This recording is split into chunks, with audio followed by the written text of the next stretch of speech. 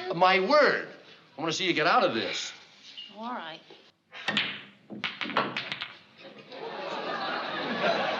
Hear that soft clatter of a typewriter? The whisper of studio laughter drifting through a black and white living room? The Dick Van Dyke Show felt like home, and high art at once. Nimble feet, sharp pens, and a marriage that glowed with everyday kindness. In Rob and Laura Petrie, we saw grace under pajamas. In the writer's room, the beautiful mess of making something funny and true. Elegance, goofiness, heart. The screen flickered, and we leaned closer. Fact 1. The pilot that didn't star Dick. Before Rob Petrie had that gentle grin, he had another face, Carl Reiner's. In 1960, Reiner wrote and headlined an idea called Head of the Family, a semi-autobiographical sitcom about a TV writer and his home life. CBS passed. Producer Sheldon Leonard loved the premise but urged a recast. He wanted a lighter touch, a dancer's balance. Dick Van Dyke. The change unlocked everything. Chemistry with Mary Tyler Moore, a livelier writer's room, and a new elegance in the pratfalls. From rejection to reinvention, the show found its heartbeat. Fact 2. The capri pants that rattled sponsors. In a decade of prim dresses and perfect pearls, Laura Petrie walked into America's living rooms in slim capri pants. Mary Tyler Moore pushed for them, because that's what real young wives wore. Executives worried the cupping fit was too suggestive for a housewife, yet audiences loved the honesty. Fashion pages noticed. A casual staple became a national trend, while Moore's polished silhouette kept the show elegant. A small wardrobe choice became cultural punctuation, moving TV's image of women forward while never losing the warmth at home. Fact 3, the Ottoman, and the perfect fall. That famous tumble wasn't a lucky accident. It was choreography. The opening credits existed in multiple versions. Dick trips over the Ottoman, neatly sidesteps it, or catches himself after a near spill. Viewers began to make friendly wagers each week, fall or no fall. Van Dyke sold it with dancer's balance and Chaplin-grade precision, turning a doorway into a drum roll. It told you the show's promise before a single line. Wit with warmth, risk with payoff, grace even in a stumble. Fact 4. The day Alan Brady lost his hair on purpose. Carl Reiner originally planned Alan Brady as a distant tyrant, heard, never fully seen, until he realized the bully would be funnier up close. In the season 5 opener, Coast to Coast Big Mouth, Laura Petrie blurts on live TV that Brady wears a toupee. Reiner, playing Brady, let his own character be humiliated for the laugh, and for the truth. Surrounded by wig stands, he made vanity the gag and humanity the punchline. The show trusted honesty over ego. Power could be silly and still be forgiven by curtain call.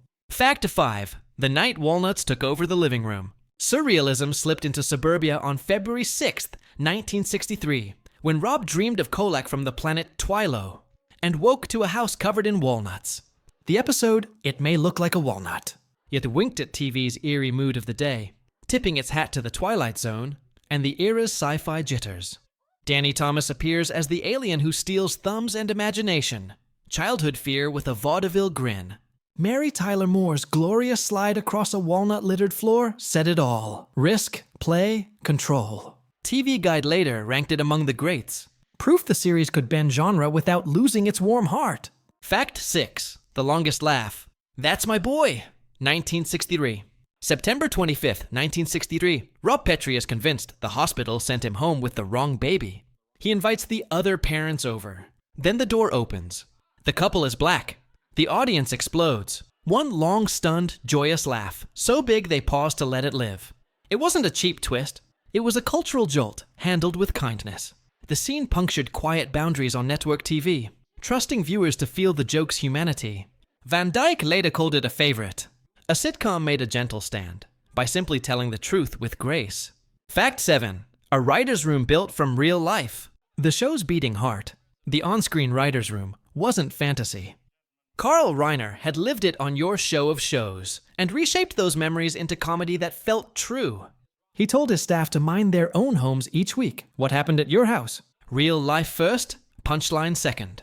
Sally Rogers, Rose Marie, drew from trailblazing women writers like Selma Diamond and Lucille Callan. Sharp, fast, unflappable. Buddy Sorrell's quip-a-minute bravado nodded toward Mel Brooks.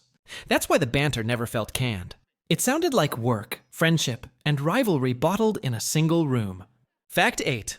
A marriage that moved like a dance. Reiner wanted Rob and Laura to feel real.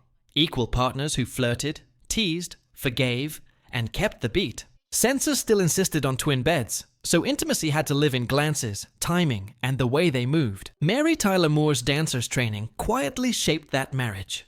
She and Van Dyke could turn a kitchen into a soft shoe and an apology into a waltz. You felt affection without being told.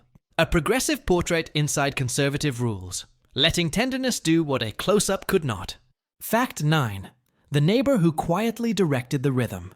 You knew him as Jerry Helper, the affable dentist next door. But Jerry Paris was also the show's secret metronome behind the camera.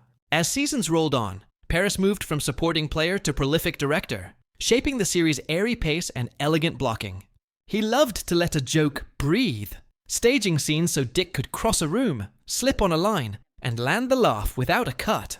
It felt theatrical and intimate, like a perfect little play. The neighbor wasn't just ringing the doorbell. He was fine-tuning the heartbeat. Fact 10. Ending on a high note, by choice. Most shows fade. This one bowed. After 5 seasons and 158 episodes, Carl Reiner told the cast he'd said what he meant to say. Dick Van Dyke wanted films. Mary Tyler Moore was ready for a new chapter. They ended with grace. The last chapter. A finale about turning life into a book, mirroring the show's path from a real writer's room to America's living room. The result?